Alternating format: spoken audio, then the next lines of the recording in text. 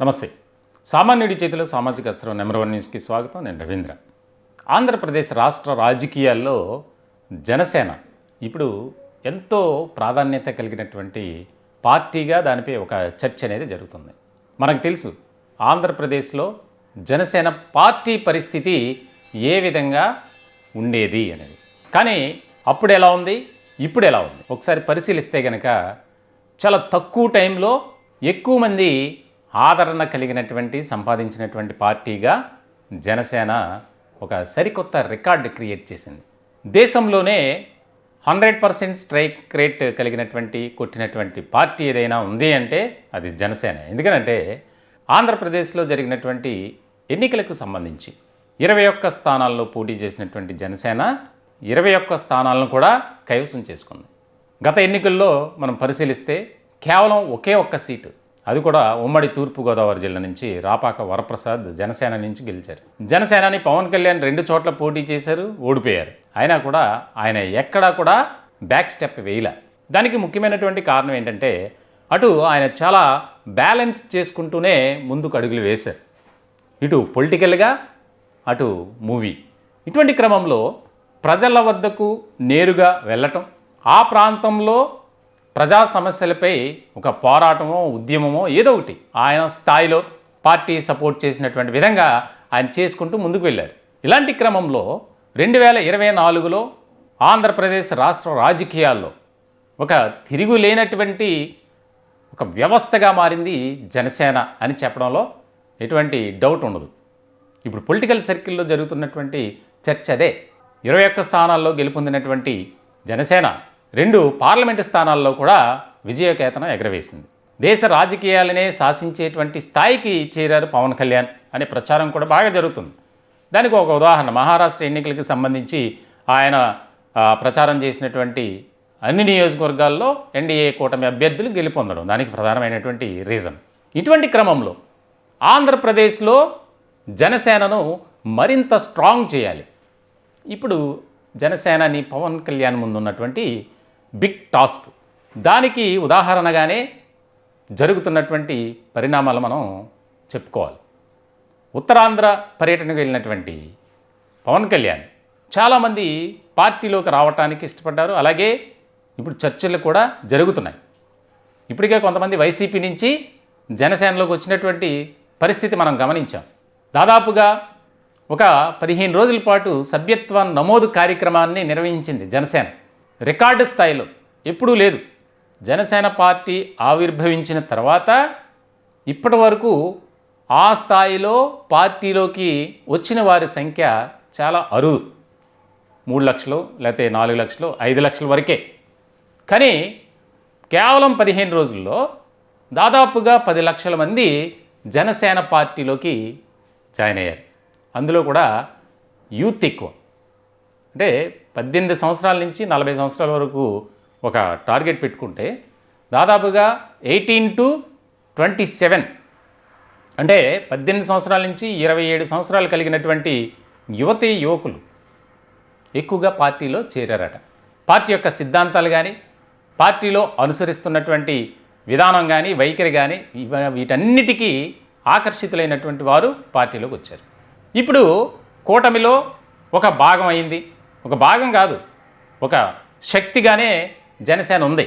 ఒక సందర్భంలో అయితే పవన్ కళ్యాణ్ చెప్పిన ప్రతి అంశాన్ని పరిగణనలోకి తీసుకొని కాదనకుండా నిర్ణయాలు తీసుకున్నారు ముఖ్యమంత్రి చంద్రబాబు నాయుడు అనేది కూడా మనం విన్నాం, చూసాం కూడా.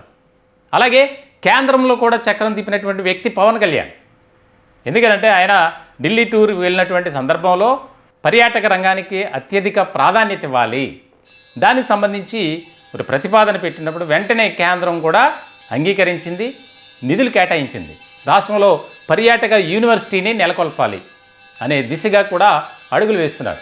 ఇటువంటి క్రమంలో పార్టీలో ఉన్నటువంటి క్యాడర్ని మనం కాపాడుకోవాలి, కొత్తగా వచ్చిన వారిని చూసుకోవాలి, ఒక అద్భుతమైనటువంటి శక్తిగా వ్యవస్థగా జనసేనను మనం మార్చాలి అనేది ఇక్కడ మెయిన్ మోటోగా కనిపిస్తుంది. దీనికి రకరకాలుగా ఎంతోమంది ఎన్నికలకు ముందు జనసేనలో పనిచేసినటువంటి ముఖ్యమైనటువంటి నేతలు బయటకు వెళ్ళిపోయారు. పోతిన మహేష్ లాంటి వారు ఎవరు వెళ్ళిపోయినా సరే ఎక్కడా కూడా పార్టీ కానీ పార్టీలో ఉన్నటువంటి నాయకులు కానీ అనుచితమైనటువంటి వ్యాఖ్యలు చేయలే. వెళ్ళిపోయిన వారి పట్ల. వెళ్ళిపోయిన వారు ప్రెస్ మీట్లు పెట్టి మాట్లాడారు తప్ప జనసేన పార్టీ నుంచి ఎవరు కూడా స్పందించలా. ఒకరు వెళ్ళిపోతే మరొకరు వస్తారు, మా పార్టీకి నష్టమే లేదు, ఈ రకమైనటువంటి కామెంట్ చేశారు తప్ప అగ్రెసివ్గా మాట్లాడాల. సో ఇటువంటి సందర్భంలో పార్టీని పటిష్టం చేయాలి, ఆ దిశగా మనం అడుగులు వేయాలి. దానికి ఎటువంటి కార్యాచరణ ముఖ్యం, మనం ఎలా ముందుకు వెళ్ళాలి అనేది. ఎందుకనంటే కూటమిలో ఇప్పుడు ప్రస్తుతం ఉన్నారు, నెక్స్ట్ ఉండకపోవచ్చు, లేకపోతే కంటిన్యూ అవ్వచ్చు, అది వేరే విషయం.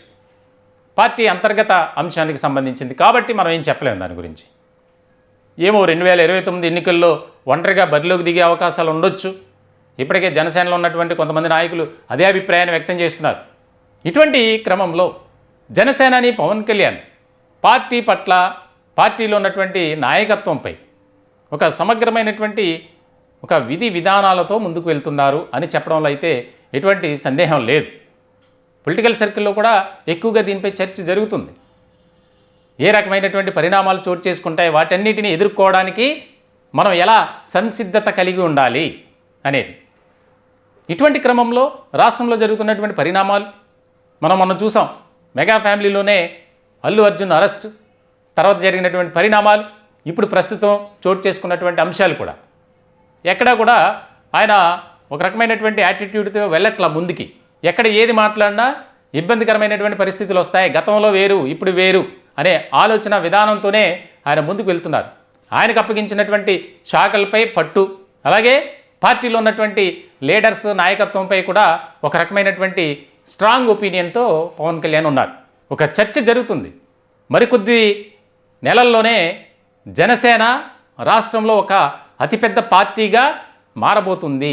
ఎందుకనంటే మనం చూస్తున్నాం, రాష్ట్రంలో వైఎస్ఆర్సీపీ దాదాపుగా ఎక్కడ కూడా వారి యాక్టివిటీ లేదు. ఆ పార్టీలోనే ఇప్పుడు ఒక రకమైనటువంటి గందరగోళం, అయోమయం, అనిశ్చితి అన్నీ కూడా ఏర్పడ్డాయి. ఏ నాయకుడు ఎప్పుడు బయటకు వస్తాడో తెలియనటువంటి సిచ్యువేషన్. సో ఇటువంటి క్రమంలో ఇది ఒక ముఖ్యమైనటువంటి పరిణామంగా ఒక చర్చ అనేది రాజకీయ వర్గాల్లో జరుగుతుంది. రాజకీయ నిపుణులు కూడా దీనిపై డిఫరెంట్గా మాట్లాడుతున్నారు. ఖచ్చితంగా జనసేన తెలుగుదేశం పార్టీ స్థాయి వరకు వెళ్తుంది, రెండవ అతిపెద్ద పార్టీగా రాష్ట్రంలో మారుతుంది. వైఎస్ఆర్సీపీ పార్టీ పరిస్థితి చాలా కష్టతరంగా మారింది. ఇప్పుడున్నటువంటి ఏదైతే టెంపో ఉందో దాన్ని కాపాడుకుంటూ కంటిన్యూ చేయాలి. ఎందుకంటే జనసేనాని పవన్ కళ్యాణ్ ఏది చెబితే అది శిరస వహించేటువంటి నాయకులు ఉన్నారు, నాయకత్వం ఉంది. ఎక్కడా కూడా ఏదైనా ఒకవేళ భేదాభిప్రాయాలు కానీ, వివాదాలు కానీ, విభేదాలు కానీ ఇటువంటివి ఉంటే ఆ పార్టీ కార్యాలయంలో నలుగురి మధ్య జరుగుతుంది తప్ప ఎక్కడా కూడా బయటికి రావట్లా. ఏ పార్టీలైనా సాధారణంగా ఉంటుంది. ఒక వ్యవస్థ అంటే ఆ వ్యవస్థలో అవస్థలు ఎన్నో ఉంటాయి. కానీ జనసేన పార్టీలో మాత్రం అవి బయట పడట్లా, అంటే బయటికి రావట్లా. ఉంటాయి కానీ అవి ఎక్కడా కూడా మనం మీడియాలో కూడా చూడట్లా.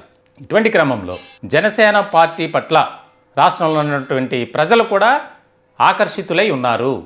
దీనికి సంబంధించి చాలా ముఖ్యమైనటువంటి పరిణామంగా ఒక చర్చ అనేది జరుగుతుంది రాష్ట్ర రాజకీయాల్లో.